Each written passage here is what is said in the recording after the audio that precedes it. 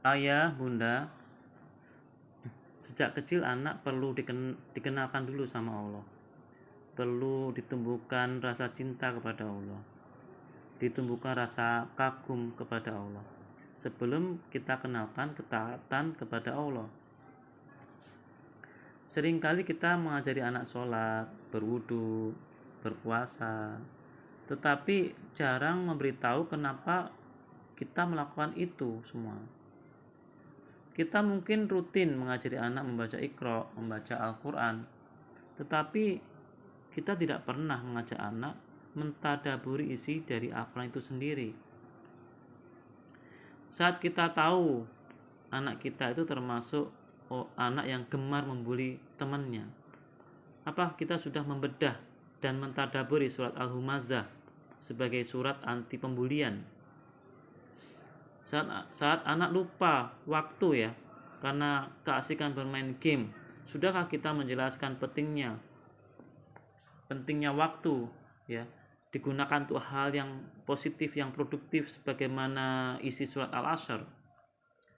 Kita sebagai orang tua perlu memperbanyak ngobrol dengan anak, meluangkan waktu untuk bersama-sama mentadaburi ayat-ayat dalam Al-Quran sebagai bagian dari pembelajaran dan pemahaman bagi anak. Coba kita refleksi sejenak ya. Saat memiliki anak, kita itu ingin anak kita itu didik seperti apa sih? Apakah kita sudah memutuskan tujuan pendidikan buat anak-anak kita? Di sekolah misalnya, anak belajar berbagai materi pelajaran dari matematika, ilmu pengetahuan alam, ilmu pengetahuan sosial, dan lain sebagainya. Apakah anak benar-benar memahami semua pelajaran itu? Apakah anak bisa mengambil manfaat pelajaran itu bagi kehidupan mereka saat ini dan nanti? Coba kita renungkan sejenak. Anak belajar di sekolah, ya, apakah ilmu-ilmu itu nantinya akan bermanfaat bagi kehidupannya atau hanya sekedar mengajar nilai saja? Setelah nilai didapat, semua pelajaran itu dilupakan karena targetnya jangka pendek, yaitu mengajar nilai. Dikala sudah mendapatkan nilai, semua pelajaran itu akhirnya dilupakan. Coba sekarang, berapa persenkah pelajaran yang dulu kita pelajari dari SD sampai SMA yang saat ini masih kita ingat, dan berapa persenkah pelajaran-pelajaran itu yang berguna bagi kehidupan diri kita? Apa sih sebenarnya tujuan anak bersekolah? Apakah hanya mengajar nilai atau ilmu-ilmu yang ia dapatkan di sekolah itu benar-benar bermanfaat bagi mereka di kehidupan yang sebenarnya? Saya menduga besar kemungkinan anak belajar semua pelajaran di sekolah itu tidak paham kenapa mereka belajar semua pelajaran itu. Mereka tuh tidak paham apa manfaat pelajaran itu bagi kehidupan mereka nanti. Mungkin juga ya, besar kemungkinan orang tua ya, bahkan guru pun hanya fokus ke nilai. Jadi orang tua, anak, bahkan guru itu hanya fokus kepada nilai. Jadi anak-anak belajar berbagai ilmu di sekolah, tidak tahu kenapa mereka harus belajar ilmu itu dan apa manfaatnya bagi kehidupan mereka ya. Ilmu itu kita pelajari hanya untuk mendapatkan nilai. Kita tidak tahu apa pentingnya ilmu itu ya, khususnya untuk kehidupan kita saat ini. Kalau sudah dapat nilai, maka pada akhirnya kita akan melupakan ilmu-ilmu itu.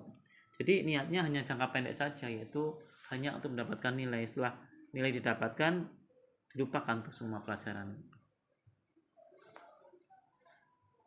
Coba deh sekarang kita merenung sejenak, buat apa sih anak mempelajari perbedaan antara hewan bertulang belakang dan tidak bertulang belakang, belajar perbedaan monokotil dan dikotil, daun sejajar dan menjari. Bagi kehidupan mereka sehari-hari, apakah mereka paham untuk apa sih mereka mempelajari semua itu? Kita kadang nggak tahu tujuannya ya, untuk apa belajar itu semua. Hanya untuk jangka pendek, yaitu mendapatkan nilai kah?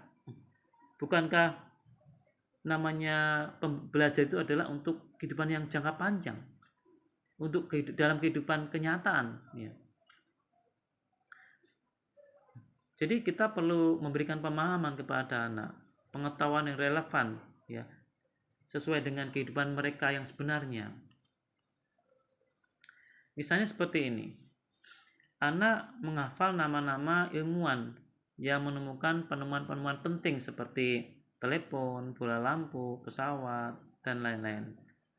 Apakah hanya sebatas hafalan saja atau pengetahuan saja, ya, yang akan selesai saat anak sudah mendapatkan nilai ujian? Setelah nilai ujian itu didapat, anak melupakan semua pelajaran itu.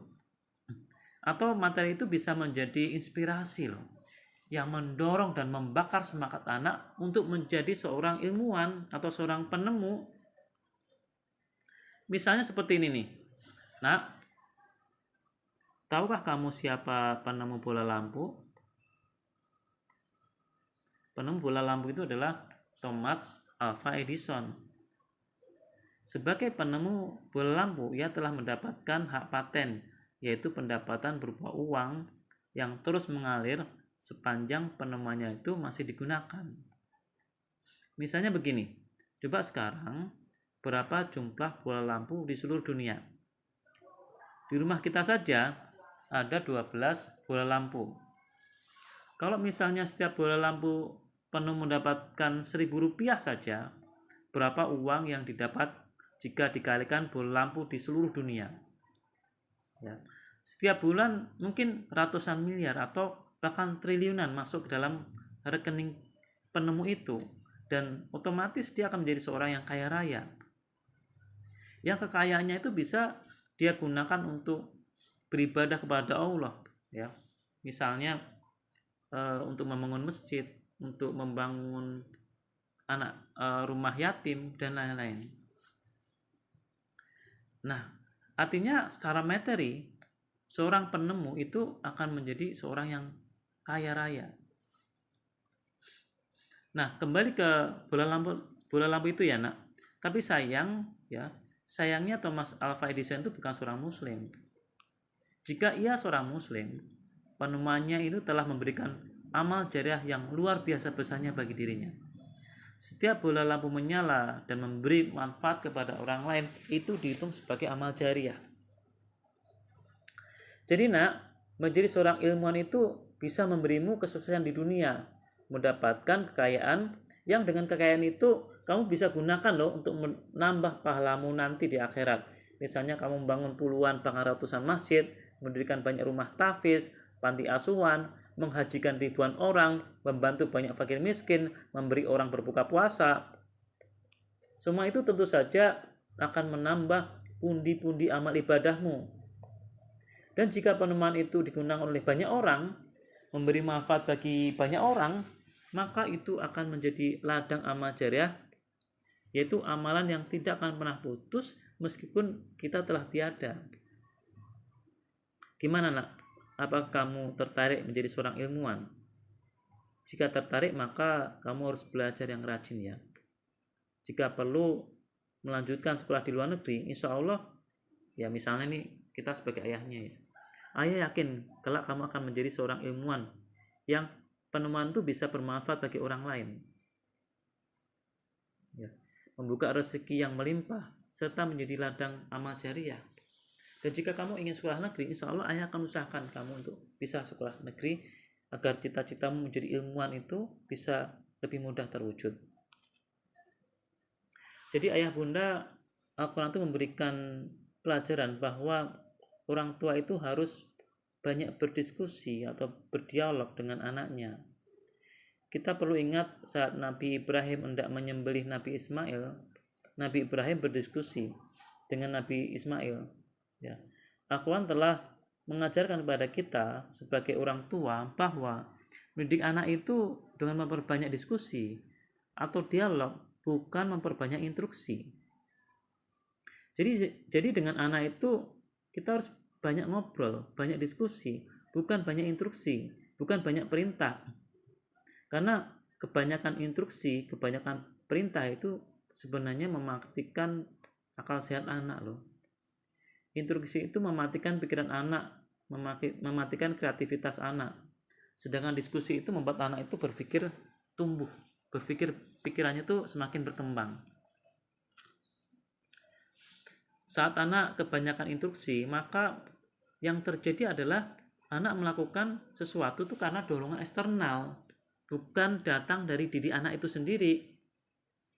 Karena ada dorongan dari eksternal, ya, anak tidak memiliki kesadaran dalam dirinya sendiri. Seolah-olah anak itu ibarat robot, ya, dikendalikan oleh orang. Seolah-olah anak itu dipaksa untuk melakukan sesuatu yang muncul bukan dari dirinya sendiri, ya, meskipun itu sebuah kebaikan, ya, misalnya sholat. Saat orang tua memerintahkan anak sholat dengan nada keras, bentakan, marah-marah, atau mungkin bahkan ancaman, ya betul, anak segera sholat, ya, tetapi apakah ia sadar untuk apa ia sholat? Apakah karena rasa takut anak melakukan sholat? Kalau seandainya anak tidak bersama orang tuanya, kalau seandainya ayahnya tidak ada di situ, apakah anak tetap akan melakukan sholat? Bisa jadi anak sholat itu karena ia itu terpaksa, karena ia itu takut, ya, bukan karena kesadaran diri sendiri. Maka perlu kita membuka ruang-ruang diskusi kepada anak, membahas tentang sholat, apa itu keutamanya, apa itu pahalanya, dan bagaimana itu ancamannya. Kita perlu membuka ruang-ruang dialog dengan anak. Lalu kapan orang tua mulai memperbanyak diskusi dengan anak? Saat anak sudah mulai bisa berbicara, maka perbanyak diskusi. Pancing anak dengan pertanyaan, ya. Saat anak mendapatkan pertanyaan, secara otomatis otak anak akan bekerja untuk mencari solusi dari pertanyaan itu. Jawaban yang muncul dari diri anak, ya, itu akan membuat anak itu merasa percaya diri. Jadi perbanyaklah pertanyaan yang memancing. Pancing anak misalnya, kenapa harus beribadah, kenapa harus sholat, apa keuntungan berpuasa, kenapa harus menjadi anak yang baik, dan biarkan jawabannya itu muncul dari diri anak itu sendiri. Orang tua bisa membantu menyempurnakan jawaban anak, ya. Jika anak merasa kesulitan, ya, sekaligus untuk menambah wawasan anak. Jadi ayah bunda kita sebagai orang tua itu kan tidak selamanya hidup bersama anak. Anak pada saatnya harus mandiri tanpa kita temenin. Anak harus mandiri, termasuk juga mandiri berpikir. Maka kita perlu membangun inisiatif anak untuk mandiri berpikir. Jadi perbanyaklah diskusi, dan kita juga harus mengurangi instruksi. Munculkan banyak pertanyaan pemancing, dan biarkan anak berinisiatif untuk menjawab sendiri pertanyaan itu. Kadang ada orang tua yang mengatakan tidak punya waktu untuk berdialog dengan anak. Saat ada orang tua mengatakan tidak punya waktu, itu artinya anak bukan menjadi sebuah prioritas bagi dirinya. Jadi ayah bunda, kita harus memperbanyak dialog dengan anak dan mengurangi, atau mungkin jangan pernah, ya, memperbanyak perintah atau instruksi. Biarkan anak melakukan sesuatu itu karena dia itu paham, bukan karena takut pada orang tuanya.